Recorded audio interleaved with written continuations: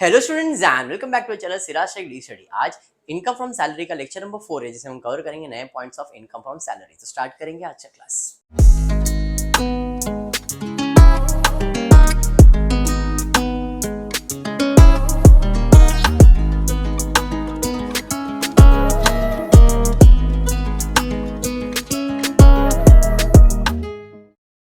Start करेंगे income from salary. In the previous class हमने salary से रिलेटेड मैक्सिमम चीजें कवर कर ली है। जैसे आपको अगर याद होगा तो एक बंदा जिसके पास वो काम पे लगता है तो उसका जो बॉस उसको पे करता है उसे हम लोग क्या कहते हैं, सैलरी। अब सैलरी के साथ वो क्या क्या देता है, उसको डियरनेस अलावेंस दे देता है, कन्वेंस अलावेंस दे देता है, फिर ट्रैवलिंग अलावेंस देता है, हाउस रेंट अलावेंस देता है, सारी चीजें मिलती है। जो बॉस आपको देता है वो आपके लिए इनकम फ्रॉम सैलरी है। जो भी बॉस आपको देगा वो आपका इनकम फ्रॉम सैलरी है।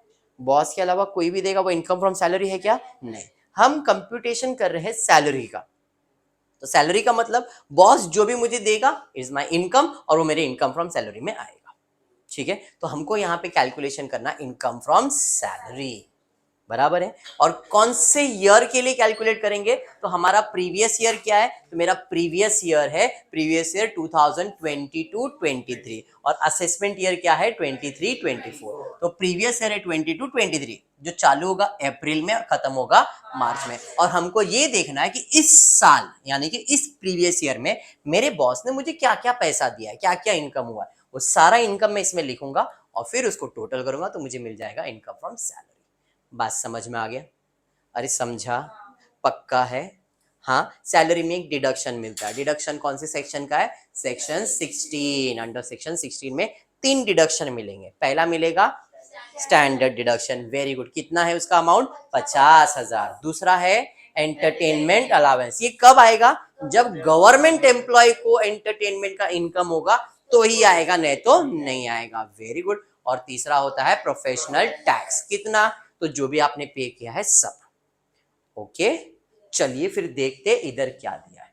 Mister G receives the following emolument. Emolument मतलब इनकम, एनवॉल्यूमेंट मतलब उसके बॉस ने उसे क्या क्या दिया हुआ। तो mister G receive the following emolument during the previous date 31 March 23। मार्च 2023 तक खत्म होने में मुझे क्या क्या मिला? तो बेसिक सैलरी मिला है 4 लाख रुपए। कहीं पे भी बोला है कि वो रिटायर हुआ ऐसा? मतलब वो ये सर्विस चालू है उसका। चलिए ठीक है। बेसिक सैलरी मिला है, डियरनेस अलावेंस मिला है, कमीशन मिला है, एंटरटेनमेंट अलावेंस मिला है, बट कहीं पे बोला ये गवर्नमेंट एम्प्लॉय है? अभी तक तो नहीं बोला है। चलिए ठीक है। फिर दिया है मेडिकल एक्सपेंसेस रिम्बर्स 10,000 रुपए। फिर प्रोफेशन टैक्स पेड दिया है जिसमें 3,000 रुपए उसने पे किया है, जिसमें से 2,000 उसके बॉस ने पे किया है। चलिए ठीक, कोई नहीं। G contribute 50,000 toward recognised provident fund में भी उसने पैसा कॉन्ट्रीब्यूट किया है। He has no other income, कोई अदर इनकम भी नहीं है। Determine his income from salary for the assessment year 22-23 if Mr. G is a state government employ.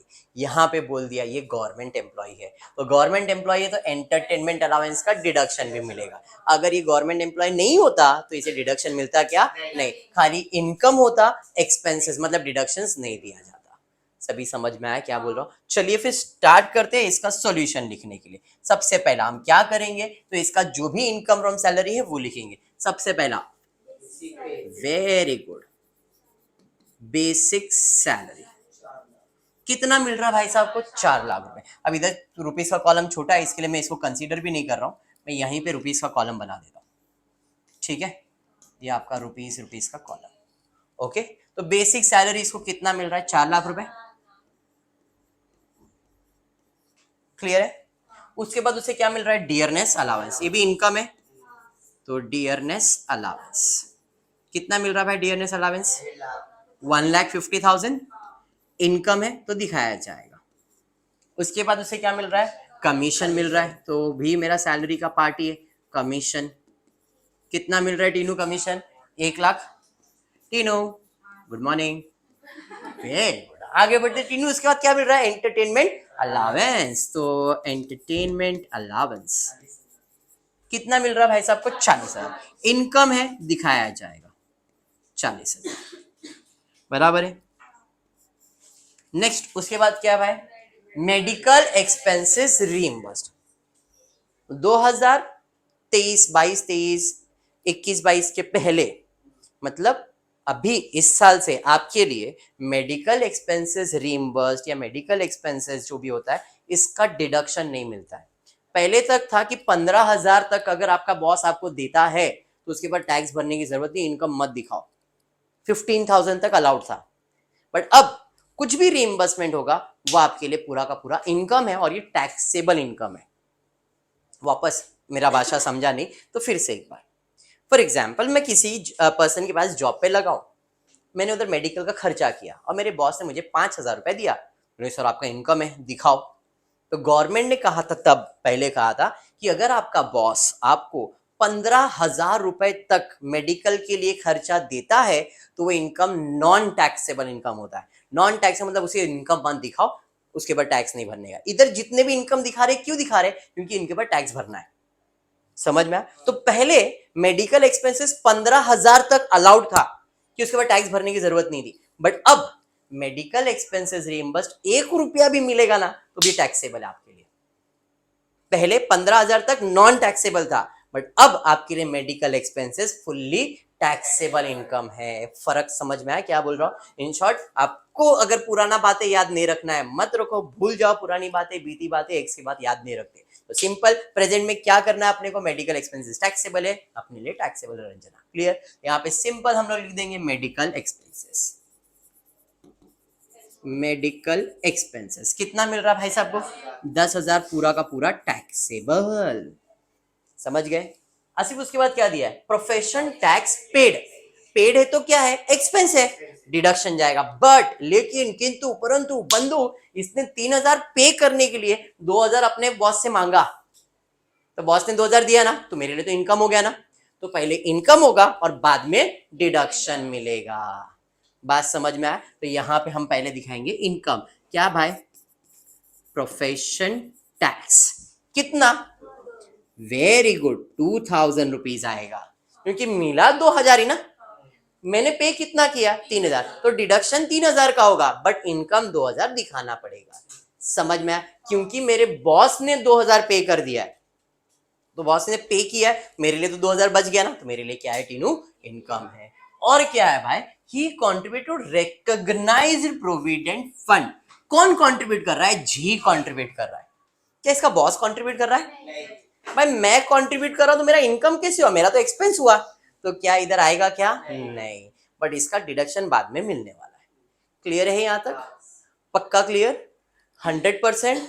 तो ये 50,000 इधर आएगा नहीं, उसके अलावा और कुछ नहीं, खत्म। तो अपने को क्या करना पड़ेगा? टोटल लेना पड़ेगा। तो जरा फट से एक कैलकुलेटर के ऊपर इसका टोटल लेंगे, जिसे हम कहते हैं GTS, gross taxable salary. GTS का मतलब ग्रॉस टैक्सेबल सैलरी। तो इसका टोटल करो, कितना आ रहा है?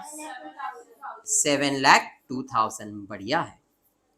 ये हो जाने के बाद हम कैलकुलेट करेंगे डिडक्शन का। इनकम फ्रॉम सैलरी, पहले इनकम दिखाने का, और उसके बाद गवर्नमेंट ने जो कुलदीप डिडक्शन दिया है वो डिडक्शन देंगे। तो यहां पे लिखूंगा मैं लेस डिडक्शन अंडर सेक्शन 16। ये बाय डिफॉल्ट जब भी इनकम आएगा तो ये डिडक्शन आएगा। कौन सा इनकम? इनकम फ्रॉम सैलरी है, तो अंडर सेक्शन 16 का डिडक्शन आएगा ही आएगा। जिसमें सबसे पहला आएगा, पहला डिडक्शन है स्टैंडर्ड डिडक्शन। और इस स्टैंडर्ड डिडक्शन मतलब बाय डिफॉल्ट गवर्नमेंट ने एक अमाउंट दिया है, इतना हम आपको डिडक्शन क्लेम करने देते हैं। तो जो भी इनकम होगा उसमें 50,000 माइनस हो जाएगा डायरेक्ट, जिसे हम कहते हैं स्टैंडर्ड डिडक्शन। समझा? उसके अलावा सेकेंड डिडक्शन है entertainment allowance. If government employ है तो ही आएगा, और ये गवर्नमेंट एम्प्लॉय है तो अपने को एंटरटेनमेंट अलाउंस का डिडक्शन भी आएगा। कितना आएगा तो उसका कैलकुलेशन करना पड़ेगा। एंटरटेनमेंट अलाउंस में 3 कैलकुलेशन आएगा। एंटरटेनमेंट अलाउंस में 3 कैलकुलेशन, जिसमें सबसे पहला कैलकुलेशन होता है जितना मिला उतना डिडक्शन, यानी कि एक्चुअल रिसीव। भाई साहब को एंटरटेनमेंट अलाउंस एक्चुअल में कितना मिला? 40,000। तो एक्चुअल रिसीव था 40,000, तो 40,000 का डिडक्शन मिलेगा। या तो फिर नोटिफाइड अमाउंट, क्या बोलते हैं? Notified amount. गवर्नमेंट ने एक अमाउंट डिसाइड किया है, उतना ही डिडक्शन दे सकते, 5,000। या तो 40,000 या तो 5,000, या तो फिर तीसरा 1/5 ऑफ सैलरी। बराबर है। तो इस भाई साहब का सैलरी कितना है? 4 लाख रुपए है या नहीं? तो 4 लाख इंटू 1/5 20,000। हाँ जी, 3 अमाउंट आ गए। अब इन तीनों में सबसे कम अमाउंट कौन सा है? 40,000, 5,000 के 20,000, 5,000। तो जो सबसे कम होगा उसका डिडक्शन मिलेगा। कितना? 80,000 आ रहा है। ठीक है बेटा, ये लो इधर आ रहा है 80,000। कोई नहीं, 80,000 ठीक है। वेरी गुड रंजना, सब बीच में करते रहते हम लोग। क्लियर है यहाँ तक सभी पर? भाई 40, 5 या 80, सबसे कम क्या है? 5। डिडक्शन 5,000 का ही आएगा। समझ में आया? और तीसरा डिडक्शन इसको मिलने वाला है प्रोफेशन टैक्स। ये तो 50,000 फिक्स है, लेकिन ये दोनों डिपेंड करता है क्वेश्चन पे। प्रोफेशन टैक्स नहीं दिया रहता तो डिडक्शन आता क्या? नहीं। एंटरटेनमेंट नहीं दिया रहता तो डिडक्शन आता क्या? नहीं। बट स्टैंडर्ड डिडक्शन आएगा ही आएगा। बात समझ में आ गया? तो यहाँ पे प्रोफेशन टैक्स कितना पे किया था भाई साहब ने? प्रोफेशन टैक्स 3,000, तो डिडक्शन कितना आएगा? 3,000। अरे बात समझ में आ गया? अब 7,02,000 में तीनों चीज को माइनस करोगे तो जो आंसर आएगा उसे आप NTS कहते हो, नेट टैक्सेबल सैलरी। कितना है भाई नेट टैक्सेबल सैलरी? 6,44,000। समझ में आ गया? आई होप ये सम हमने इसके पहले भी शायद किया है, आई रिमेम्बर। इफ नो तो कोई प्रॉब्लम नहीं, वापस से कर लिया। ठीक है, पक्का समझा? 100%। चलिए और एक सम देखते हैं, अगर समझ में आ गया तो अच्छी बात है, नया सम देते हैं। Mister Das Gupta was a government employee. Government employ है तो दिमाग में बहुत सारी चीजें घूमती है। पहली बात तो एंटरटेनमेंट अलाउंस से तो डिडक्शन मिलेगा। उसके अलावा अगर रिटायर होता है तो ग्रेच्युटी, पेंशन, लीव सब एग्जाम्प्ट होता है। बराबर। चलिए देखते क्या हुआ है। Das Gupta was a government employee. He retire on 1 October 21, नहीं यहाँ पे 22 कर देना, एक करेक्शन है खाली यहाँ पे 22 कर रहा हूं मैं।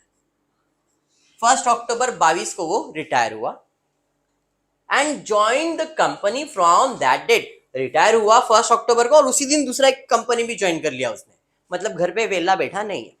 Very good. हाँ जी बोलिए। he provides you the following information for the year ended 31st March 23। Basic salary जब गवर्नमेंट के पास था तो 3,200 पर मंथ कमा रहा था।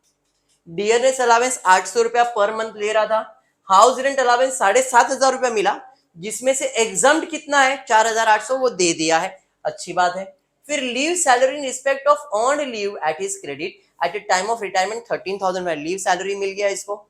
उसके बाद उसको he received 33,000 the value of computation of pension on 15 Jan 23। Pension वगैरह कुछ कम्यूटेड पेंशन वगैरह मिल रहा है, चलिए ठीक है। फिर pension per month from October was 2,200। Gratuity received on retirement दिया हुआ है। Provident fund received on retirement दिया हुआ है। Salary from private company which he joined immediately after retiring was 3,000 per month all inclusive. He receive arrear of salary from government of 30 मार्च 4,006 और कुछ भी नहीं। सम सिंपल है, खाली इतना है कि इसमें बहुत सारा इंफॉर्मेशन है। एक एक करके सॉल्व करता हूं। सबसे पहला मैं उसका इनकम जो कैलकुलेट कर रहा हूं वो मैं कर रहा हूं कैलकुलेशन फ्रॉम, एक मिनट बेटा रुक जाओ। जो मैं अभी कैलकुलेट कर रहा हूं पहला गवर्नमेंट एम्प्लॉय का करता हूं और उसके बाद फिर प्राइवेट का करता हूं। पहला A, income from government organisation. Government company में था तो क्या क्या इनकम कमाया इसने? सबसे पहला उसका बेसिक सैलरी था। बेसिक सैलरी कितना मिल रहा था भाई? 3,000 पर मंथ। रिटायर कभी हुआ? 1 अक्टूबर को। 1 अक्टूबर को रिटायर मतलब उसको सैलरी सितंबर तक ही मिलेगा, अक्टूबर का मिलेगा क्या? नहीं। अप्रैल, मई, जून, जुलाई, अगस्त, सितंबर, अक्टूबर तो मिलेगा नहीं, तो 6 महीने का सैलरी मिलेगा। तो इसका सैलरी आएगा 3,200 इंटू 6, क्या बात, 19,200। समझ में आ गया? Very good. उसके बाद डियरनेस अलावेंस मिल रहा है। डियरनेस अलावेंस कितना मिल रहा है भाई? डियरनेस अलावेंस 800 रुपए पर मंथ इंटू 6 ही होगा यहाँ पे भी, क्या बात है, 4,800। समझ रहा है सभी? सभी। उसके बाद क्या है भाई? हाउस रेंट अलाउंस, लिख दो HRA हाउस रेंट अलाउंस। कितना मिला है? 7,500। इसे मैं इनर कॉलम में लिख रहा हूं, क्यों? क्योंकि इधर क्या मिलने वाला है? एग्जामिशन मिलने वाला है। एग्जामिशन मतलब गवर्नमेंट ने माफी कर दिया आपको, तो यहाँ पे less, very good, exam under section 10(13)A। याद रखने वाला सेक्शन है, हर सब में आ रहा है। 10 तो मालूम ही है बाय डिफॉल्ट, 13 है, इतना याद रख रहा हाउस रेंट अलावेंस के लिए। कितना है भाई? 4,800। तो माइनस करके कितना बच गया यहाँ पे? 2,700। बात समझ में आ गया? चलिए उसके बाद क्या है? Leave salary in respect of earn leave at is credit at the time of retirement. हमेशा याद रखो, लीव सैलरी में एक ही चीज पूछा जाएगा। गवर्नमेंट एम्प्लॉय है, हाँ जा exam, pension exam, gratuity exam. समझ में आ गया क्या? तो लीव सैलरी एग्जाम है, दिखाने की जरूरत है क्या? नहीं। Very good. He receive 33,000 the value of commuted pension. Commuted pension is also exam, uncommuted नहीं। कम्यूटेड पेंशन क्या होता है? एग्जाम्प्ट होता है। चार्ट बनाया था, आपको याद होगा तो, बराबर है। Commuted pension for government employ क्या है? एग्जाम, प्राइवेट के लिए नहीं, गवर्नमेंट के लिए। अनकम्यूटेड टैक्सेबल है, उसके नीचे दिया है pension per month from October कितना है? 2,200। तो ये क्या हुआ? 2,200 अनकम्यूटेड पेंशन, और ऊपर 33,000 क्या था? Commuted pension. तो ये 2,200 उसके लिए क्या रहेगा? टैक्सेबल रहेगा। तो 2,200 कितने मंथ्स के लिए जाएगा? 6 महीने के लिए। अक्टूबर से मिलेगा ना उसको पेंशन, अक्टूबर नवंबर दिसंबर जनवरी फरवरी मार्च, 6 महीना। तो ये हम लिखूंगा यहाँ पे अनकम्यूटेड पेंशन। कितना भाई अनकम्यूटेड पेंशन? 2,200 इंटू 6, बोलो 13,200। परफेक्ट, 13,200 परफेक्ट है। समझ में आ गया? उसके बाद gratuity exam, provident fund exam, मतलब गवर्नमेंट कंपनी से इतना ही पैसा मिला है, इसका टोटल ले लेंगे। इसका टोटल ले लो, इधर मैं लिखूंगा income from government organisation 39,000। Very good. अभी हम बात करेंगे income from, very good, income from private organisation. चलिए सबसे पहला उसको बेसिक सैलरी मिल रहा है। कितना मिल रहा है basic salary? 3,000 per month, all inclusive है। तो 3,000 कितने मंथ्स के लिए मिलेगा? 6 मंथ्स के लिए ना। 6 महीना इधर 6 महीना इधर उसने दिया था, तो 3,000 18,000। Very good. उसके अलावा और क्या मिल रहा है देखो, ही receive arrear of salary from government on March 30, 2000। मतलब ये गवर्नमेंट कंपनी से मिल रहा है। अब मैंने उधर देखा नहीं तो मैं इधर नीचे ऐड कर देता हूं, arrear of salary. Arrear of salary कितना मिल रहा है भाई? 4,600। और कुछ मिल रहा है क्या? नहीं। तो इसका टोटल कर लेता हूं, टोटल इनकम 22,600। 22,600 प्लस 39 करेंगे तो अपने को क्या मिल जाएगा भाई? अपने को टोटल मिल जाएगा, वेरी गुड, तो हमको मिल जाएगा GTS कितना? 62,500। समझ में आ गया? अब इसके अंदर उसको मिलेगा लेस डिडक्शन अंडर सेक्शन 16। सबसे पहला डिडक्शन कौन सा है? Standard deduction. कितने का? 50,000। कोई प्रोफेशन टैक्स वगैरह कुछ पे किया इसने? नहीं। एंटरटेनमेंट नहीं है, गवर्नमेंट एम्प्लॉय तो है बट एंटरटेनमेंट नहीं मिला है, तो डिडक्शन नहीं आएगा। तो माइनस कर दोगे तो आपको मिल जाएगा NTS 12,500। बात समझ में आ गया? 62,500 में 50,000 माइनस किया, 12,500। समझ में आ गया? पक्का? हाँ। तो अब मैं सैलरी को स्टॉप करता हूं, नया टॉपिक चालू करूंगा नेक्स्ट लेक्चर से। और सैलरी खत्म नहीं हुआ, सैलरी फिर से अपन करेंगे कब? जब अपन कंप्यूटेशन ऑफ टोटल इनकम करेंगे। अभी मैं सिर्फ तुमको एक रफ आइडिया दिया कि सैलरी कैसे कैलकुलेट होता है। वैसे नया टॉपिक के अंदर जो भी लूंगा मैं, उसके अंदर मैं आपको कैलकुलेशन पार्ट सिखा रहा हूं। एग्जाम में एक कंप्लीट सम आता है जिसके अंदर एक इंडिविजुअल 2 सोर्स से भी कमा सकता है, 3 सोर्स से भी। अभी अपन एक सिंगल सोर्स देख रहे हैं, सैलरी। अब फॉर एग्जाम्पल मैं मेरी बात करूंगा तो मैं भाई मैं जॉब भी कर रहा हूं, मैं प्राइवेट दूसरा कुछ काम भी कर रहा हूं, तो मेरे को इनकम 2 सोर्स है। बराबर है भाई। मैं कॉलेज जा रहा हूँ, कॉलेज से सैलरी ले रहा हूँ, मैं क्लासेस चला रहा हूँ, मैं बिजनेस कमा रहा हूँ भाई, मैं दूसरा और कोई यूट्यूब चला रहा हूँ, मैं उससे कमा रहा हूँ, तो मेरे 3 सोर्स ऑफ इनकम हो गए। Income from other source, income from business, income from salary. तो गवर्नमेंट खाली सैलरी थोड़ी देखेगा, गवर्नमेंट अगर मेरे से टैक्स मांगने वाला है तो गवर्नमेंट सब चीज देखेगा, है या नहीं? यस। तो यहाँ पे अपन आज फोकस सिर्फ सैलरी पे किए। वैसे एक इंडिविजुअल बिजनेस से कमा रहा है तो उसका कैलकुलेशन कैसे होता है, अदर है तो उसका ये कैलकुलेशन पार्ट सीखने के बाद आपको एक मेन क्वेश्चन दूंगा मैं, और फिर हम उसी के अंदर फिर से सैलरी का कैलकुलेशन, बिजनेस का कैलकुलेशन, अदर का एग्जाम में ऐसे टाइप के क्वेश्चन आते हैं। ऐसा भी आ सकता है, ऐसा भी खाली सैलरी भी आ सकता है।